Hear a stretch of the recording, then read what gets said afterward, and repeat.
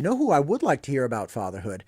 Do you remember the guy who did Honey, I Shrunk the Kids? The Yep, Rick comedian. Moranis. Rick Moranis. Now, Yep. he was in the Ghostbusters. He had something like 6 or 7 astronomical successes, right? Yep. 300 in a time when you didn't go over 100 million, he was doing movies that were 300, 400 million Yep. deep, okay? His wife died.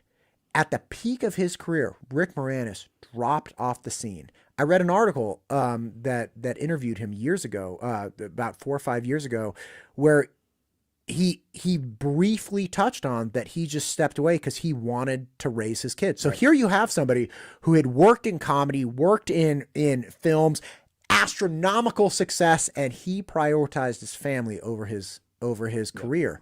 That to me, I'm like, hey man, tell me about that. Yeah. Like, tell me about, you could have kept going. You could have been even more, and you didn't for your children. That's somebody who I'd like to hear from. Yeah, and Spaceballs 2 is coming out, so he Oh is coming back. This is his first one back for a long time, so he must have raised those kids. But yeah, I mean that's crazy because that's just not what it's about. Like, it's funny. I know how you are with your kids because like I see it all the time. Like it's one of those things. Like you do your job and then you go and you do that. Like it's a completely different thing when you actually raise your own kids. When you actually have to drop them off at school, pick them up from school, do all those things.